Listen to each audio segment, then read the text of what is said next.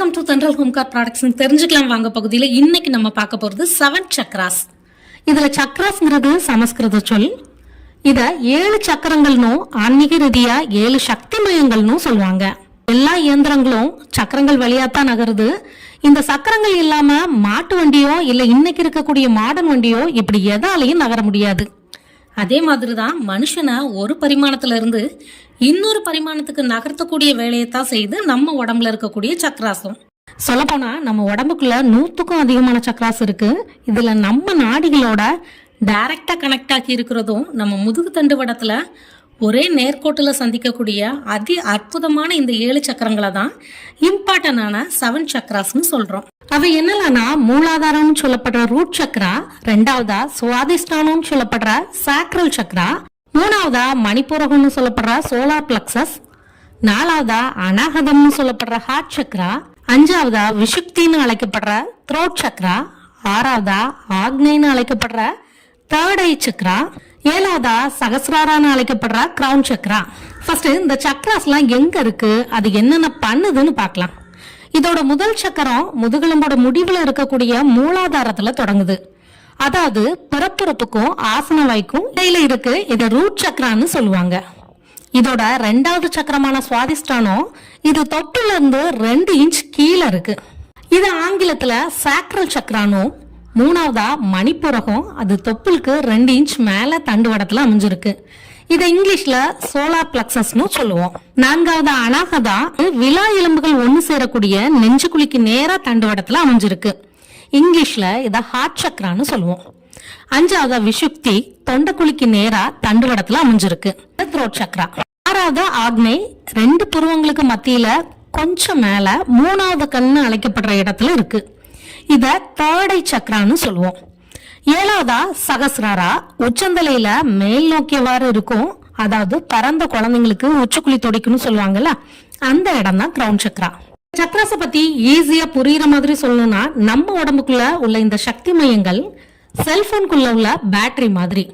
Battery எப்படி கரண்ட்ல இருந்து தனக்கு தேவையான எனர்ஜி ரிசீவ் பண்ணி ஸ்டோர் பண்ணி வச்சுட்டு செல்போனுக்கு தேவையான சமயங்கள்ல ப்ராப்பரா டெலிவரி பண்ணுதோ, அதே மாதிரிதான் இந்த சக்ராஸும் பிரபஞ்சத்திட்ட இருந்து தனக்கு தேவையான ஆற்றலை ரிசீவ் பண்ணி ஸ்டோர் பண்ணி டெலிவரியும் பண்ணும். இப்போ பேட்டரி வீக்கானா அதால போதுமான சப்ளை கொடுக்க முடியாம பிரைட்னஸ் கம்மியாகும், டவர் சரியா கிடைக்காது, கடைசியில போன் சுவிட்ச் ஆஃபே ஆகிரும். அதே மாதிரிதான் நம்ம உடம்புலையும் இந்த சக்தி மையங்கள் ரிசீவ் பண்ற தன்மையை இழக்கிறப்ப அது ரிலேட்டடான ப்ராப்ளங்கள்லாம் வர ஆரம்பிக்கும்.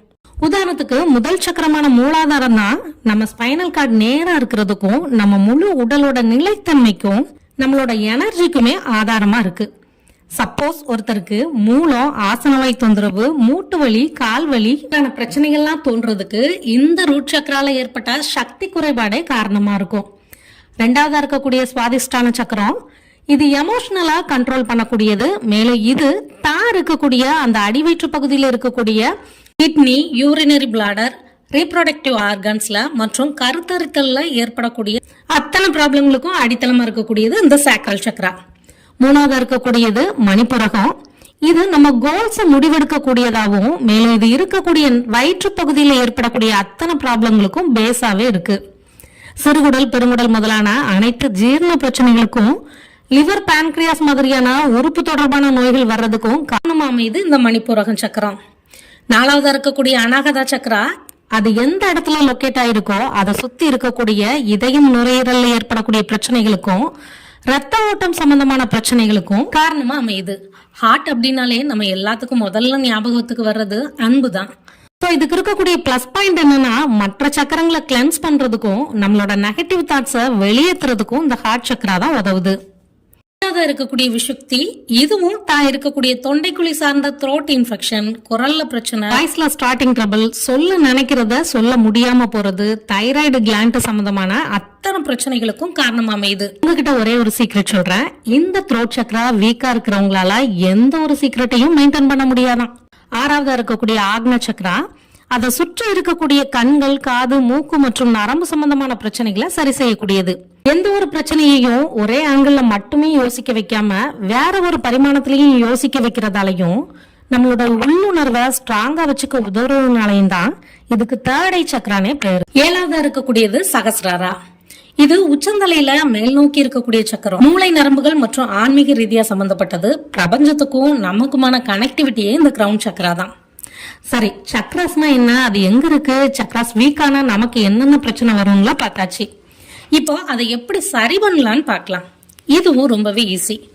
சக்ராஸ்கான பயிற்சிகள் செய்யறப்ப அதுக்கான கலரை மைண்ட்ல நினைச்சுக்கிட்டே அந்த சக்ராஸ்கான பீஜ ஒளி மந்திரங்களை சொன்னாலே போதும், அந்தந்த சக்ரா ஸ்ட்ராங் ஆயிரும். மந்திரம் அப்படின்னு 4 பக்கத்துக்கு வரும்னு பயந்துறாதீங்க. 2 இல்லைன்னா அதிகபட்சம் 3 எழுத்துக்கள் மட்டுமே கொண்டது இந்த சக்ராஸோட பீஜ ஒளி மந்திரங்கள்.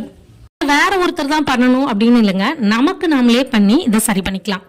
மூலாதார சக்கராவை ஆக்டிவேட் பண்றதுக்கு அதுக்கான கலரான சிகப்ப அந்த சக்கரம் லொக்கேட் ஆயிருக்கிற இடத்துல நினைச்சிட்டு லம் அப்படிங்கிற 2 எழுத்து மந்திரத்தை ஆழமா உச்சரிக்கணும். அதே இது சுவாதிஷ்டானத்துக்கு செய்யறப்ப செம்மஞ்சள் நிறமான அதாவது ஆரஞ்சு கலரையும் வம் அப்படிங்கிற பீஜ ஒளியையும் பயன்படுத்தணும். மணிப்புரகத்துக்கு மஞ்சள் நிறத்தையும் ரம் அப்படிங்கிற ஒளியையும், அனாகதத்துக்கு பச்சை நிறத்தையும் எம்ங்கிற ஒளியையும், விஷுக்திக்கு நீல நிறத்தையும் ஹம்ங்கிற ஒளியையும் பயன்படுத்தணும். இத இந்த இடத்துல கண்டிப்பா சொல்லியே ஆகணும். இந்த சக்கரா ஆக்டிவேட்டா இருந்தா எந்த ஒரு கெடுதலும் உள்ளுக்குள்ள நுழைய முடியாது. அது எண்ணங்கள்ல இருக்கக்கூடிய தீமையா இருக்கட்டும், இல்ல உணவுல இருக்கக்கூடிய விஷத்தன்மையா இருக்கட்டும், இப்படி எதுவுமே உள்ள நுழையாது. அதனாலதான் பார்க்கடல் விஷத்தை சிவபெருமான் உண்டப்ப அந்த விஷுக்தியில அந்த விஷம் நின்னதுனால அவருக்கு விசாபகர்ணனும் நீலகண்டனும் பேரு. ஆக்னாக்கு கருநீல நிறத்தையும் ஓம்ங்கிற பிரணவ மந்திர ஒளியையும், சகசிராராக்கு வயலட்னு சொல்லப்படுற ஊதா நிறத்தையும், அப்படிங்கிற 3 எழுத்து பீஜ ஒளியையும் பயன்படுத்தணும். எல்லா சக்கராஸ்க்குமே பாசிட்டிவ் எனர்ஜியும் இருக்கும், நெகட்டிவ் எனர்ஜியும் இருக்கும். உதாரணத்துக்கு மணிப்புரகத்துக்கான பாசிட்டிவ் தாட்ஸ் தான் மகிழ்ச்சி மற்றும் பெருந்தன்மையா விட்டு கொடுக்கறது மாதிரியான குணங்கள். இது நெகட்டிவா மாறுறப்ப பேராசை, போட்டி, காழ்ப்புணர்ச்சியான எண்ணங்களுக்கு வித்திடும். இப்போ நம்ம மேல சொன்ன சக்ராஸை ஓபன் பண்றப்ப அந்த உணர்வுகள் சமன்படுத்தவும் நம்மளை விழிப்புணர்வா வச்சுக்கவும் உதவும். ஏன்னா ஃப்ரெண்ட்ஸ், சக்ராஸ் பத்தின இந்த பதிவு கண்டிப்பா உங்களுக்கு பயனுள்ளதா இருந்திருக்கும். இதே மாதிரி வேற ஒரு நல்ல பயனுள்ள பதிவோட நாளைக்கு நான் உங்களை சந்திக்கிறேன். அது வரைக்கும் உங்களிடமிருந்து விடைபெறுவது தென்றல் ஹோம்கார் ப்ராடக்ட்ஸ் தூத்துக்குடியிலிருந்து உங்கள் கோமதி நாகராஜன். நன்றி, வணக்கம்.